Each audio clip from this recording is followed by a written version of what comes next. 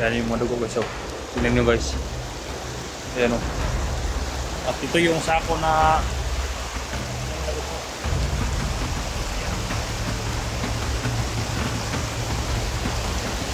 bakit may mga dugo dyan guys. So, ayan, natuyo ng mga dugo guys. Ayan o. Patungo dyan. Hindi naman makatawid dyan o dahil lalim yan.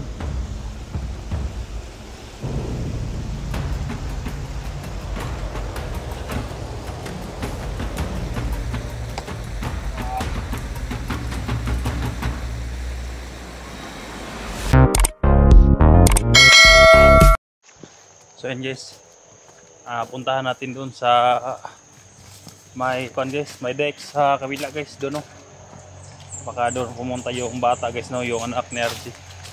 Dahil dito papunta din yung nakita ko sa video guys, yung pagdukot ni RJ. Dito papunta sa may deck guys, dahil yung kuan niya guys nandun, yung taniman niya nandun. Kaya subukan natin puntahan dito. Dahil dito dumaan yung mga armado sa may dike guys patungo doon sa bundok. Kaya sana lang guys no na maabutan natin dito at makita natin yung anak ni RJ. Yan guys, oh, nakita na guys yan. Dito dumaan yung mahayop. Yan o.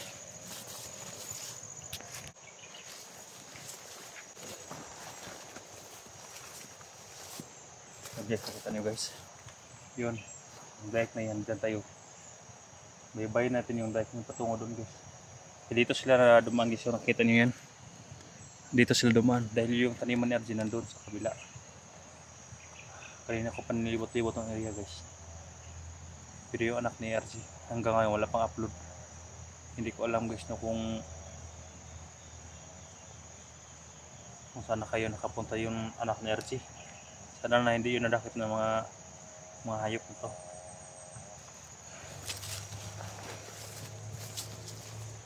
Kailangan natin mag-ingat dito guys. Hindi alam baka nandito lang sila sa paligid. Ayan o, kita niyo yan guys. Ayan o. Dito dumaan yung mga hayop. Ayan, nakita niyo yan. Dahil dumaan guys o. Ayan. Dito. Hindi ko alam guys kung kinakargan lang motor si RJ. Ayan o. Yan, nakita niyo guys, dyan dumaan yung mga hayop po.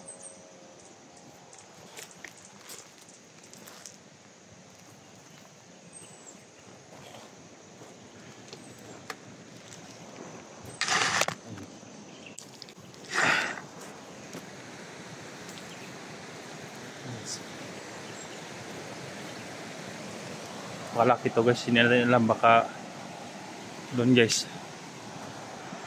Baka nagmumotor, madaanan kasi ito ng motor guys. Sinusundan ko yung mga apak nila guys. Sana walang nangyari masama kay RJ at sa anak niya.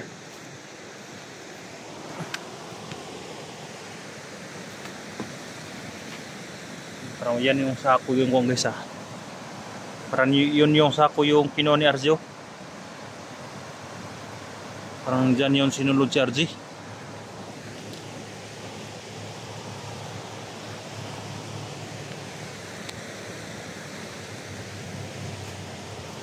Yung sako na yan guys, nakita sa video niya, parang yun na yan.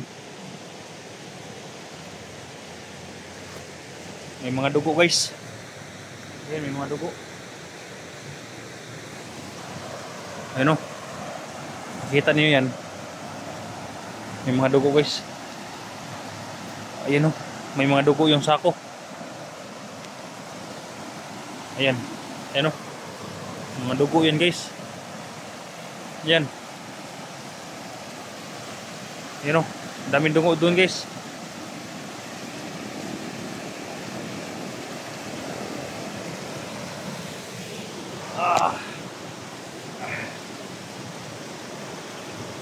Hindi kaya pinatay si RJ guys. At inanod dyan sa ilog. Hindi mga dugo na yan. At yung sako guys oh. Subukan nito yung paning. Papain. Yun yung mga dugo guys oh. Ayan, patungo rin yung mga dugo guys. Yan. Ayan yung mga dugo guys. So, tingnan nyo guys. Ayan o. At ito yung sako na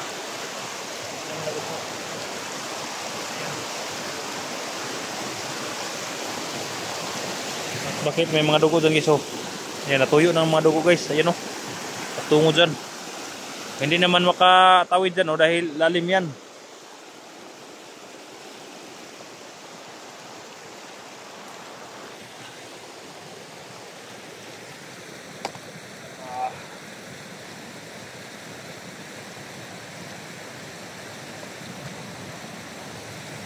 Hindi kaya inanod si Artisan guys. Sa ilog na yan.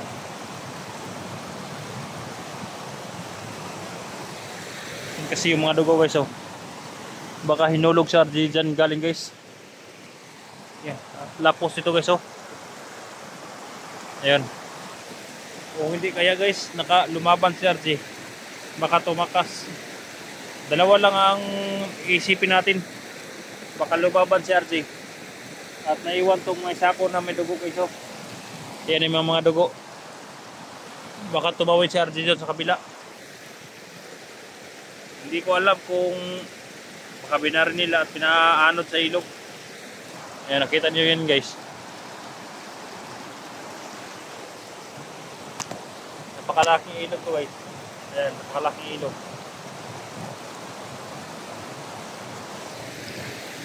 Buong araw na ako guys, mag-alas 3 na ng hapon. Hindi pa ako kumain. Para lang makita ko yung mag-ama, si RJ at saka yung anak niya. Hanggang ngayon guys, naghintay ako sa kuan. Naghintay ako sa upload ng anak ni RJ. Hanggang ngayon wala pa ang upload.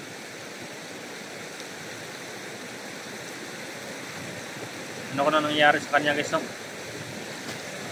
Ano?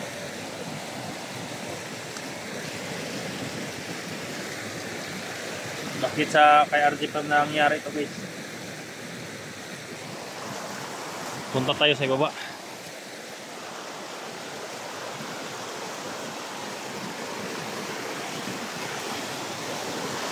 Yan.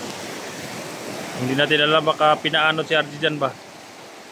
Ako na yan. Sasapa na yan guys. Kaya pilitin din natin hanapin yung anak niya guys.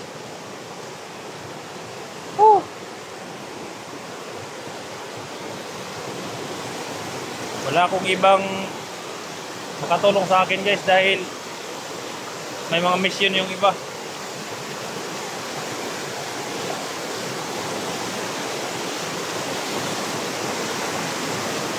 Yan, napakalaking dike to guys.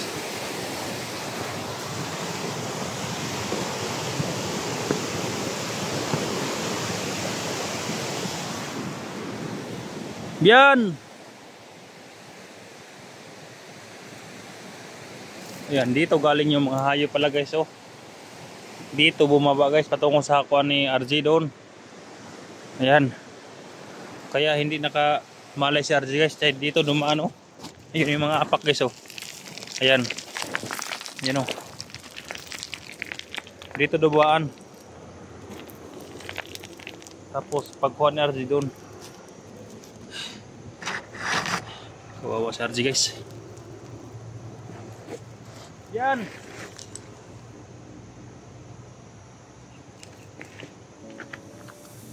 I've come so far away from home.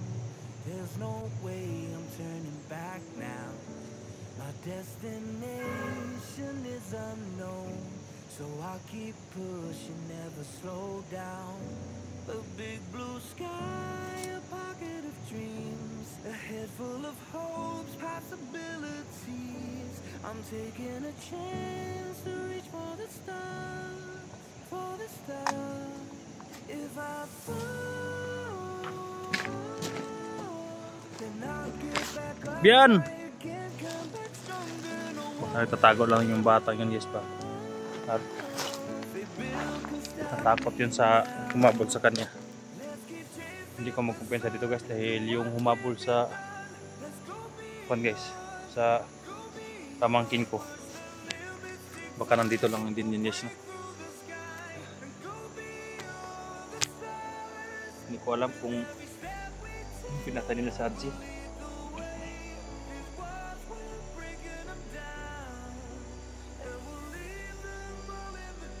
Marami na mga tarantado ng mga tao guys, bagay. Hindi yun ang kunin nila. Also na kasi dito sa amin na kinikidnap yung mga kahit malaki na guys eh. Nakita niyo sa mga video ng mga upload sa Facebook. Kinukuha na ng kidney. Walang pili dito sa amin, mabata man or malaki.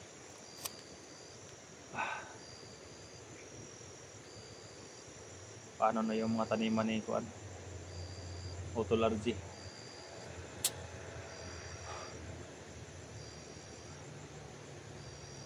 Yung sako na Kuan, kita ko yun talaga yung pinasuot ni RG.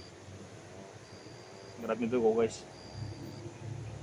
Hindi ko alam kung hindi ko kasi nakita guys eh. Okay lang siguro kung yung bandido ang nakadala sa cellphone sa Kuan, cellphone ni RG. Dahil makita natin kung anong nangyari kay RG, kung pinatay ba siya na inanod sa sapa o ano. Problema dahil yung anak ni RG yung humawak. Hindi ko alam kung baka nakarating yung bata na to, yung anak ni RG sa walang signal. Kahit sana mag-upload siya mga short video lang para makita ko yung location nila. Katulad niya yun, ilibot ko na yung area guys, wala dito. Baka nagtatago lang din niya guys ba.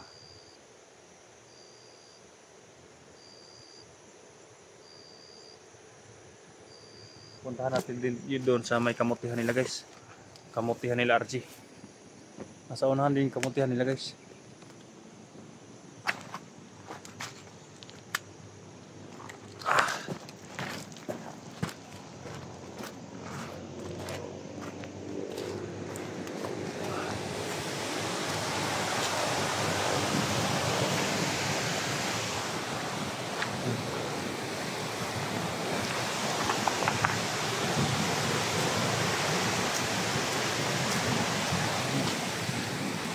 Baka dito dumaan yung mga hayop ng mga kuan guys. Binaybay nila tong dike na ito patungo doon.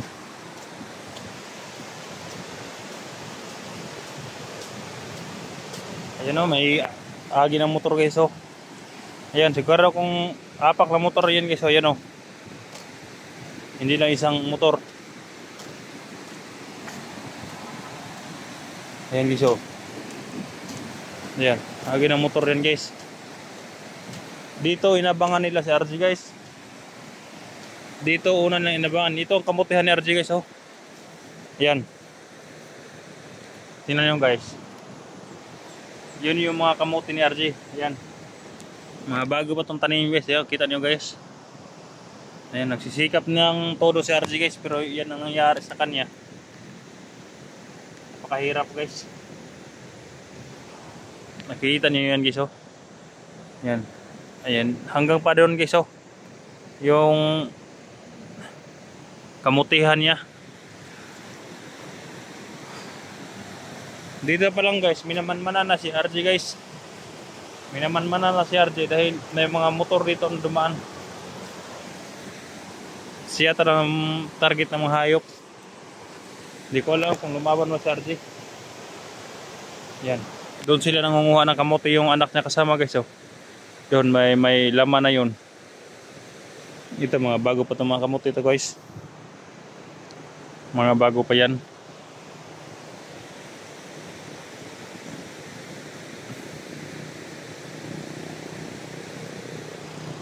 Kung anong nangyari kay RG guys. Sana lang naman na makita ko siya guys no. Dahil yung mga dugo doon guys.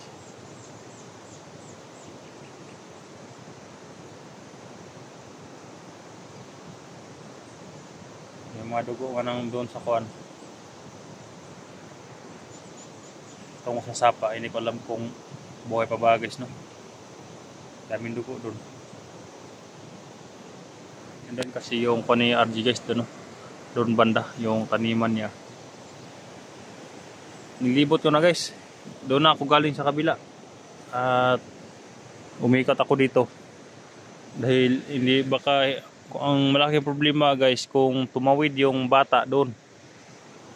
Kung hindi doon, kung tumawid doon sa sapa, malaking problema na. Mahirap na makita yung batang yun. Dahil hindi ko alam kung siguro trauma yun dahil pinuputukan ng mga hayop ng mga amado na yan. Ito papakitaan ni RJ guys, wag walang explore. Yan o, yung mga kamutin niya.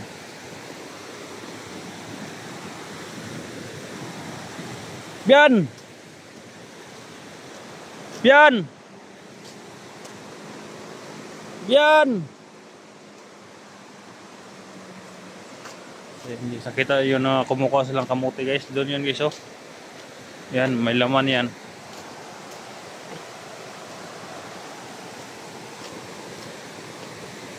Bian!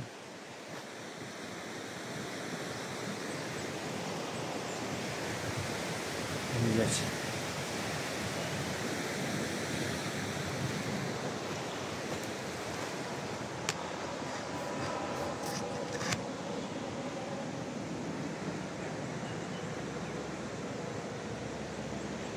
Ang problema dito kung pumunta doon guys no. Bundok na yan, baka umakyat dyan. At yung kuha na yan no, yun yung mga kamutin lang, may mga laman na yan. Sana guys kung maka-upload man yung bata guys no, baka wala akong signal mamaya, baka makarating ako ng walang signal. Sana guys na ipasa nyo sa akin guys no, para malaman ko agad yung area. Dahil napakabilikado yung area na ito guys, kung wala makatulong sa kanila. Dan sigurado ako may pabalik-balik ng mga kuan dito, mga armado, dahil yung mga daan ng mga motor. At baka hahanapin pa nila yung bata guys no. Dahil hawak ng anak na yung video. So yan lang guys no, hanggang dito lang muna. Paki-share sa video natin guys. Kaya salamat po sa inyong support.